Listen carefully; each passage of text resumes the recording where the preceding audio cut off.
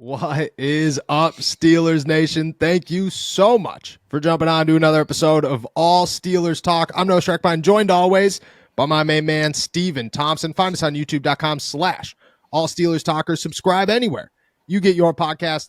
The Pittsburgh Steelers, even without playing, had one wild weekend with potential free agent targets saying, hey, maybe I'm coming to Pittsburgh. A massive trade that was speculated, brought up, urged, pressed, whatever you want to say, that makes absolutely zero sense, that we'll dive into. And an offensive coordinator candidate has seemingly been ruled out of the race as the Pittsburgh Steelers look to fill the shoes of Matt Canada, Eddie Faulkner, and Mike Sullivan. Meanwhile, it is guaranteed heading into the AFC and NFC championship games that a former Steeler will be a Super Bowl champion this year. Shout out Cam Sutton. Shout out Tyson Alualu.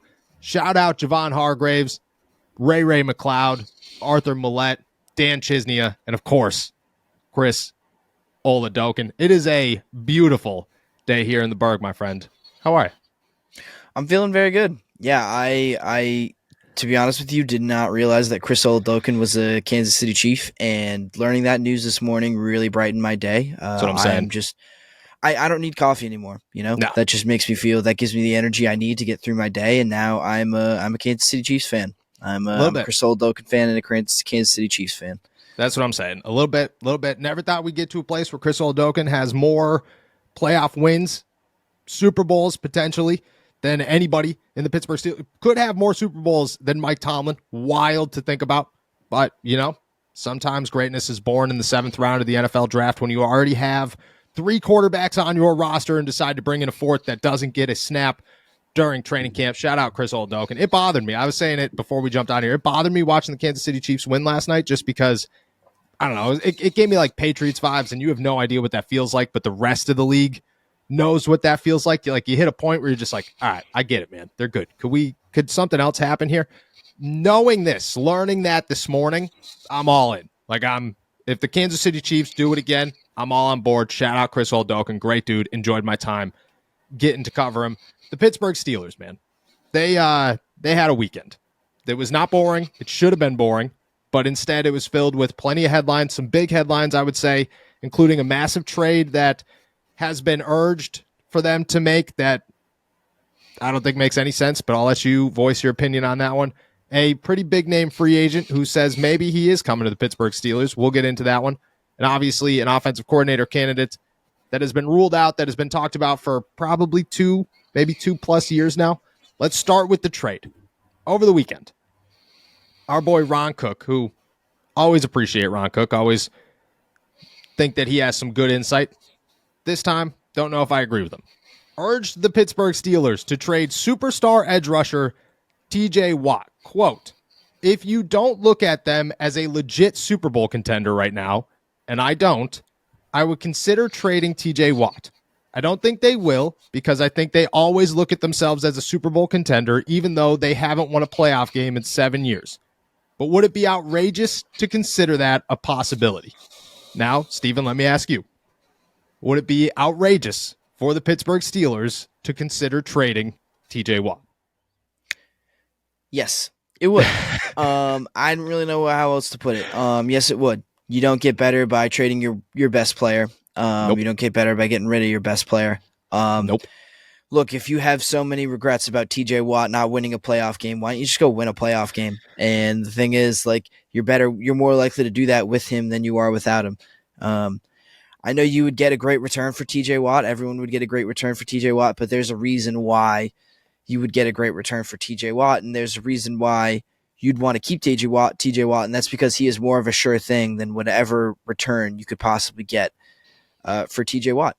And I read through this column from Ron, and I think he kind of misidentifies the Steelers situation a little bit. I don't think the situation is nearly as hopeless as he seems to make it out to be. I don't think he believes the Steelers are a contender for anything. And we talked a little bit about it, in our podcast where we wrapped up the season after Buffalo. There are holes, but not everywhere. And I think this team is much closer than I think Ron gives them credit for to competing for something bigger like an AFC championship or even a Super Bowl. So I'm much more optimistic on the kind of short-term outlook on the Steelers, and I think that's why this is. I mean, this would look ridiculous to me in a bunch of different ways, but Yeah. I think especially because I just think the difference between me and Ron right here is just that we have different opinions on where the Steelers are right now and how Yeah. much value a trade for Watt would actually bring at this moment in time. Yeah. So you look even beyond that, and let's say Ron is right, and the Steelers are not a Super Bowl contender right now, but they're trying to be. And maybe they're a couple of really key pieces away, because they probably are a couple of really key pieces away. When you get to that point, okay, when you are finally a Super Bowl contender, you're telling me you don't want TJ Watt around? You're telling me that that's the guy that you're like, well, you know what? We could do it without him, because I can tell you, you can't. You look at every Super Bowl. You look at every team that wins Super Bowls on the defensive side of the ball. There's always that guy. There's always the one. It's the Chris Jones of the Kansas City Chiefs, and I know that would be the tough one. Everybody be like, "Oh, what about the Kansas City Chiefs? Chris Jones?" You have your Chris Jones. You have your Aaron Donalds. You had your Ray Lewises. You had your Troy Polamalu's. There is always that one guy on defense that, in those moments, in that we got here, we need somebody to lift us over the edge and make sure that we could win this game. You need that superstar. That superstar for the Pittsburgh Steelers is TJ Watt. Like, you can't. I just don't think you could win a Super Bowl without TJ Watt. And I think a lot of people will be like, oh, that's crazy. You go get you trade him for 3 first-round picks, and you have all this talent, and you have such a good team around him outside of TJ Watt. I mean, yeah, maybe.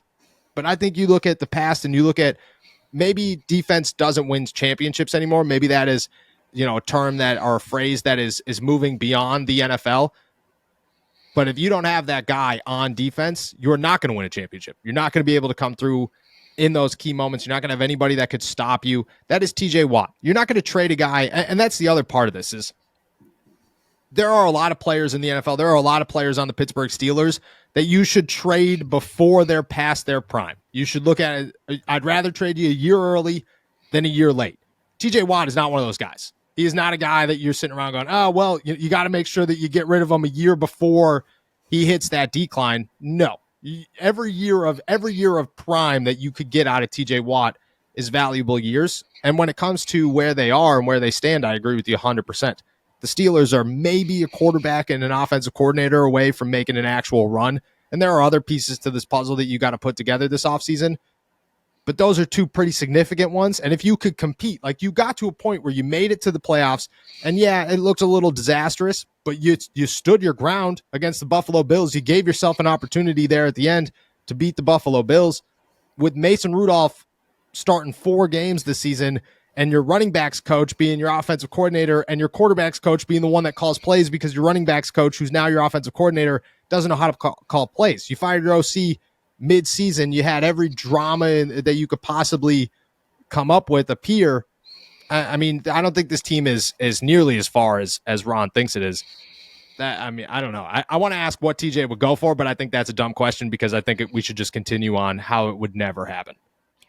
Yeah, I mean, it would be a couple first-round draft picks. I think at the minimum, that's what you'd have to ask for. Yeah. But yeah, like that return wouldn't be as valuable to you, I think, in any sense as it's like, oh, we get 2 first-round draft picks. Maybe we can draft someone who's as good as TJ Watt. It's like that. That's kind of how I look at it. Like, you are, when you enter the draft, when you get a first-round pick, you're imagining yourself drafting someone that's as valuable as that, someone who could be in contention for Defensive Player of the Year every single year and win it multiple times. Like that's the type of guy you're aiming for, and I don't know why you would trade someone who is actually like that right now.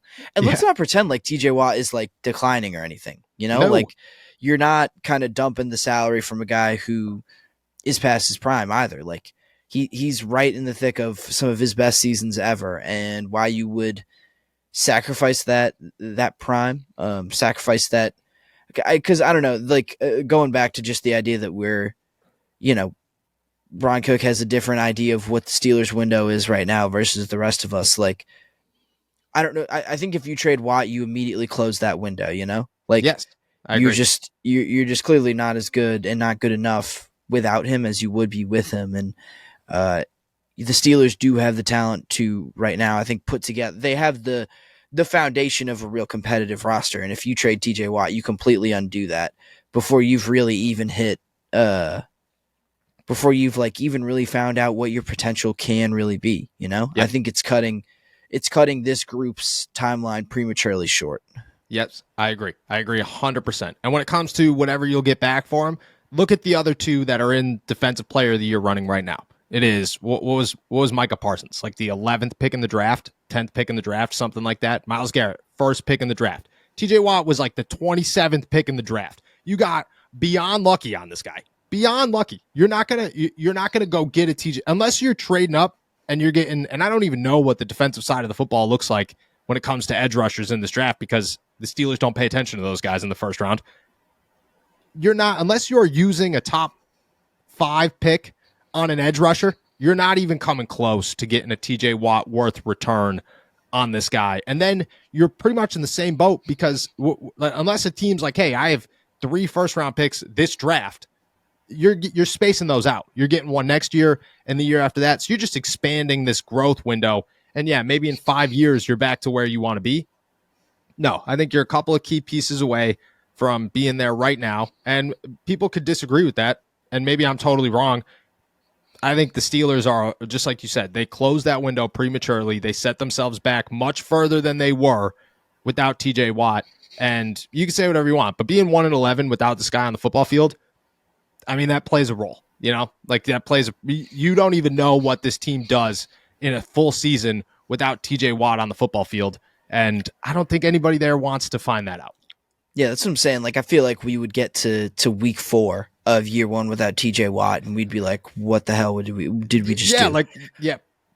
You're 0-3, and you're like, wow, we just lost to the Browns, the Texans, and whoever. So whoever else is really bad. And you're like, okay, this is awesome. This is awesome. Yeah, made the right move. No, terrible idea. The Steelers would never trade TJ Watt, but I like that we're getting real jazzy early in the offseason. This is what the offseason is about. Let's throw everything out there. Let's get all our ideas on the table and let's talk about them. It's I mean, it's not like this idea, at least. I mean, I don't agree with it and I don't agree with it pretty forcefully, but like I think I sort of understand the logic at least. I'll give him that. Maybe. But I am glad that we're just throwing stuff up against the wall. Or like we didn't wait. There was no down period. There was no we got to talk about salary cap space and all this for the next 4 months because we're getting into all that, and I'm excited to get into all that, but it's too early to get into all that. I'm glad that Ron Cook's giving us a little bit of something to talk about and just kind of say, hey, it will never happen. It'll never happen. Guys, we have gear, new merchandise from AST to Mooth, Bleed Black and Gold, Kenny to George, and plenty of others now at our new website, blackandgoldapparel.com. And the coolest part, 50% of all profits at our store go to UPMC Children's Hospital here in Pittsburgh to make sure that we are giving back. We can't thank you guys enough, and we want to show you guys how thankful and how grateful we are for everything by making sure that we do our part to make the community here in Pittsburgh better. Go check out everything. We tried to make everything new and improved, from our designs to our quality of sweatshirts and t-shirts and everything else. Let us know and check everything out at blackandgoldapparel.com. And as always, thank you guys for everything. Moving forward, one actual player did give us something to talk about, and I think it's very worthwhile to talk about and very interesting if it becomes a possibility. Cincinnati Bengals wide receiver Tyler Boyd, who, shout out Tyler Boyd, made the 2024 class, or the class of 2024 Whippeal Hall of Fame here in the city of Pittsburgh, said that maybe he is open to playing for the Pittsburgh Steelers. He told Pittsburgh Sports Now, quote, "You never know. I love Coach Tomlin. He's probably one of the realest dudes in the sports business. Obviously, I played at Pitt, and I had a lot of run-ins with him and talked to him just about football. His personality is more like a father figure. It's a great connection, but who knows? Even if I don't go after this year, I could do a 1-year deal at the end of my career and maybe finish up, but who knows?" Tyler Boyd is a free agent this season. His estimated Spotrac value is, we looked it up before we jumped on here, $8.7 million a year for a 3-year deal. And he's coming off of a 600-yard season, 2 touchdowns with Jake Browning leading the way for most of the season there at quarterback. Tyler Boyd hinting that maybe he does come to the Pittsburgh Steelers. Would you be all about it? Would you consider it if you're the Pittsburgh Steelers? Oh, absolutely. Well, first of all, I'd be all about it from a personal perspective because I remember watching Tyler Boyd when he was in college, and I thought he Yes. was the greatest player ever. I still watch his highlight tape sometimes to this day, and he made some of the most ridiculous catches in college that I've ever seen. Yeah. But I think he's also been a productive receiver in the NFL. He's not terribly old yet, No. and he doesn't make that much money. Like he's not a huge cap hit for the Steelers. And you compare that to what Allen Robinson was like, what kind of money he cost the Steelers this year. Like he was making $10 million. He was an $11 million cap hit, close to $12 million cap hit. Yep. You can get Tyler Boyd for $8 million. $8 million. That's a better player who is miles cheaper. And so Tyler Boyd had more than 650 yards. I think he had closer to 660 or something. 67 or something. 2 touchdowns. Right. Like, I mean, that's miles better than Allen Robinson for a lot cheaper, for significantly cheaper. So I am all in on Tyler Boyd. I think he'd be a great help. Plays that slot role, that the slot position that they really need. So I'm all about Tyler Boyd. Let's get him to Pittsburgh. I agree. And I think it makes a ton of sense. I think that if he's open to it, why are you not making the phone call? If you're Omar Khan, just say like, hey, why would you not come to the Pittsburgh Steelers? I don't think there's anything there that holds you back. And when it comes to Cincinnati, they probably do want him back, but at the same time, they got to sign T. Higgins. They're working on an extension for Jamar Chase, most likely. They got a lot of guys that need a lot of money, and I don't think Tyler Boyd fits into that role. And maybe he does. Maybe they can't afford guys, and they're just like, all right, well, let's keep the guys that we could, and maybe Tyler Boyd is in that mix. If he's not, the Pittsburgh Steelers should certainly make a phone call. You could cut Allen Robinson for, save $10 million, get yourself under the cap space. You got to make a couple of other moves, but you could come up with $8.7 million easy. Yeah, absolutely. Like I'm this would be like a bargain for a really reliable slot receiver target, a guy with experience, a veteran who could help out. Like he could fill a lot of the same roles as Allen Robinson, probably better, and it's not costing you nearly as much money. Like that alone just I think makes this attractive to me. And I think Tyler Boyd has some upside still that like oh yeah. I don't know. He's a talented guy. Like I really like what he could bring. So I'm 1000% in on Tyler Boyd. Like this should be a go ahead. No. I also think that it helps Calvin Austin because I don't want Calvin Austin to be like the full-time slot guy. I don't want him to be the true number. Like I want Calvin Austin to expand on what he did this past season. I want him to be the guy who takes the end arounds, who runs the football sometimes, who goes deep. Like I just want him to be that utility piece that the Steelers could just be like, all right, you are very fast. Go do very fast things across the field. And I don't want him to be strictly in the slot. I also don't want Deontay Johnson in the slot. Sorry, just don't. He's not that good in the slot. He's a much better X. That is what he plays his best at, and I think you could utilize him there. And George Pickens, I'm definitely not putting in the slot because that guy's a maniac, and you could just really toss him everywhere. Tyler Boyd, like a solidified slot that is much better than Allen Robinson, much more reliable than. And I'm not saying Allen Robinson wasn't reliable, but Tyler Boyd's going to be there for clutch moments. Tyler Boyd's going to make an impact on this off roster more than catching third down passes, in the fourth quarter just to keep drives alive, which is very important. Don't get me wrong, but you want more than that out of your guys. I think Tyler Boyd I agree with you. I'm 100% in on Tyler Boyd. I don't even have to look at the rest of the free agency because if he's the option, I'm going after him. Right, absolutely. And it's no disrespect to Allen Robinson, but no. I mean, he had 280 yards this year, no touchdowns. Yeah, exactly. Sorry, that's like not good enough. Like I don't really care how much veteran leadership you're providing. Like we need someone who can actually play football. Can actually really contribute on this team. So Allen Robinson, nice dude, but the Steelers need something different. They need something a little bit more dynamic, and I think Tyler Boyd can bring that. Yeah, agreed. You sign him for you feeling comfortable with the $8.75 million a year, 3 year. Let's get the exact number here. 3 year, $26.1 million. 3 years seems like a long time, but I think 2 years. I mean, 2 years I feel like would be ideal. 2 years at that $8 million. I mean, you could even. I don't know. I guess you wouldn't want to stretch it up to 10 or whatever, even if you're going 2 years. But I mean, I'd be. Yeah, no, 8.7. I guess he's sitting there too. Like just to compare where he is roughly, because Spotrac gives you a little bit of everything here. Adam Thielen, who's 32 years old, who also had a 1,000-yard year. Adam Thielen's one of the greats. Signed a 3 year, $25 million. He's $8.3 million a year. Marquez Valdez-Scanling, who I think everybody has mixed opinions on this season, 3 years, $10 million a year. Alan Lazard, who barely played this season, 4 years, $11 million a year. I think that's a bargain. Like, I think Tyler Boyd at $8.7 million, $8.75 million, and I think he'd be worth it just to go to a team where he thinks that they're almost there. They're a playoff team. He's familiar with them, and obviously the Coach Tomlin effect, I think it plays a role. I'm all in on Tyler Boyd. I think that's a great move. Hopefully the Pittsburgh Steelers could pull that one in. All right, next thing I want to talk about here, Mark Caboli, friend of the show, friend of busting me on Twitter. I had so many.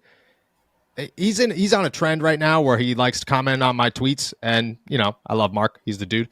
But I get a lot of people in my DMs once he does that are like, "Yo, you and Caboli beefing? You guys got some issues right now?" And I always reply, "Yes." I'm always like, "Oh yeah, dude, that guy pisses me off. That guy just boils me, man, right to my core." No, nothing but love for Mark. He is Mark's like the guy where when we talk, and we'll dive into what this is actually about here in a second, but Mark's the guy where, like, and I'm sure it's with everybody, but it's definitely with me, a lot with you as well. It's never like there are never serious words that come out of his mouth ever. It's always like a sarcastic joke that's like making fun of you. And I'm just like, and you just have to interpret it to be able to continue the conversation, which is, I appreciate it. It's like Mark presents you with a riddle before you're that you have to solve before you're able to have a real conversation with him. That is exactly it. I got a lot of text over the weekend from a lot of people, just about a lot of different things, and I was expecting a text from Caboli in the moment to just be like, "Hey, happy for you," or something crazy, like just something a little bit biting that I thought would have fit his mold very well. But I do love telling people that me and Caboli are beefing on Twitter. It's always a good time. Either way, he has said via 93.7 The Fan that he doesn't know who is going to be the Pittsburgh Steelers' next offensive coordinator. He expects them to begin talking to people when they get down to the Senior Bowl here in the next week or two. But he does know who they will not hire this season, and that is former Tampa Bay Buccaneers offensive coordinator Byron Leftwich, who has been brought up a number of times by a number of different people, ourselves included, as a guy that the Pittsburgh Steelers should consider, probably could have hired as like an offensive consultant earlier in the year or even last season. For the last 2 years, this guy's name's been floated around the Pittsburgh Steelers as somebody to join the offensive staff, According to Mark Caboli, that is the one name so far that he can rule out that the Pittsburgh Steelers will not hire. When you heard that, what were your thoughts? Does it make some sense? It does make sense. I mean, so I think it's, I don't know, it makes sense in one sense and doesn't in another. I think I kind of like that they are not necessarily looking at someone who is real established, and maybe a little older. And I think is kind of set in his ways in this league. I think they're looking for someone a little bit, maybe younger, a little bit more willing to think outside of the box. And so I think in that sense, that's good. But I mean, also like Byron Leftwich has some results on his resume, like he's been there and he's done that, and he has coordinated offenses at a really high level. So I think in that sense, it's a little, I wouldn't call it disappointing necessarily, but just surprising that they are kind of shutting that door, that they, assuming Mark's report is correct, and I do, I trust that, that they are kind of shutting that door so quickly. You know what I mean? Like not even kind of exploring the possibility, because if I'm not mistaken, over in the middle of the season, he was expressing interest in taking over as Steelers offensive coordinator while they still had Matt Canada. Yeah. Or like just joining the staff. He was just making phone. Hey, can I come? Can I get a job, please? Yeah, like, according to Caboli, it was a no. Yeah. Which I mean, of course, it was going to be. Like, I don't know if they didn't hire you during the Steelers weren't sitting around thinking, oh, Byron Leftwich wants to come be an offensive analyst. Like that. I guess that's the part that doesn't surprise me either. Is that, I mean, if they turned him down in the middle of the season for even a lower level job, why would they say yes now? So I guess that's not very surprising in that sense. No, I agree. I don't think he does have results, but he also has poor results. And things kind of fell fast. And I think the Steelers, I think to a degree, I like the fact that the Steelers are eliminating guys who have any connection to the Pittsburgh Steelers. I don't think that fits what they should be looking for. I have a lot of respect for Byron Leftwich. I think a lot of guys have a lot of respect for Byron Leftwich. There's been plenty of former players, Ben Roethlisberger included, who have named him as the guy that they would like to see be their next offensive coordinator. I think that I think you go as far away from this as possible. You're like, hey, he played for the Pittsburgh. Sorry, pal. Nope. We're going. If you do not have any connection to us, you are at the top of the list for the Pittsburgh Steelers. That just removes all distractions. It removes any loyalty. It removes anything at all. Anything negative whatsoever. Anything that could hold you here longer than or lower your level of accountability or whatever. I just think it should all be off the table. Byron is a guy that, I think things kind of like got weird maybe when he started looking for a job in the middle of the season, because the Steelers probably did like, hey, sorry, pal, we're not even considering that move. I think things are going to get more complicated. And think about if it did happen, like if you hired Byron while Matt Canada was still here, the headlines would be explosive. It would be so bad. Things would get so confusing and nobody would be talking about it. I mean, it was tough enough for players to just constantly hear, hey, is Matt Canada going to get fired? Do you think that your offensive coordinator is good enough? Could you imagine, hey, do you think that Byron Leftwich should be the offensive coordinator? Because that would be all the questions. And I think it was a good move by the Steelers. I think to not bring that guy in makes a lot of sense. I also just don't think that he fits. Like, I don't think he's at the level of some of these guys that the Steelers should consider, like a Clint Kubiak or, I mean, Cam Hayward was tossing out like Eric Bieniemy and Bobby Slowick today. And I don't think either of those guys are on the table at all. But that's the level. Like, that is the expectation. And I don't think Byron Leftwich necessarily meets that expectation. Yeah, that's a good point too. I mean, I feel like if you polled Steelers fans today and you said Byron Leftwich, like you'd get half of them that'd be like, "Oh, I remember that name." So yeah, that works. But you'd get another half that would just feel kind of underwhelmed, I think, by that hire. It wouldn't necessarily be bad, so you can't really knock it, I would say, but it'd just be kind of underwhelming, I think, for a franchise that needs to be really ambitious and really be forward thinking and really kind of take a home run swing at this point, which is it's just such a pivotal point in kind of this franchise, not to like be dramatic, but this franchise's history. And like this offseason is going to determine a lot of the near and long-term future for this organization. So I don't think you can afford to think small in this situation. And not that Byron Leftwich, not that I think that he would be an awful offensive coordinator. I just think it would be underwhelming and it'd be a safe hire, right? Yes. And I don't think the Steelers need safe right now.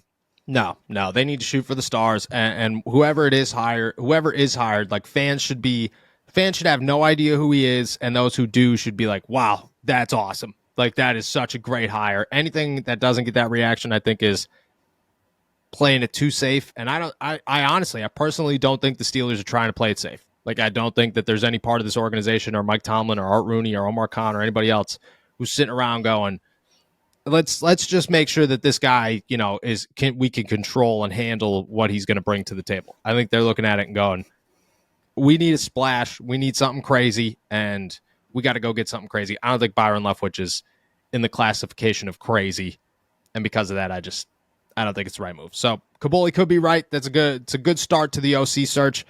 We'll dive into more. The Senior Bowl is a week and a half away, something like that. So there should be some names that emerge from there, and the Steelers should begin their search as other candidates begin to remove themselves from the table. With that said, we're heading out of here. Thank you guys so much for jumping on to another episode of All Steelers Talk. Make sure to subscribe to us on YouTube, youtube.com/All Steelers Talk, and find us anywhere you get your podcasts. As always, check all of our work out at allsteelers.com and our pit coverage at InsideThePanthers.com. It is a beautiful day in the Berg.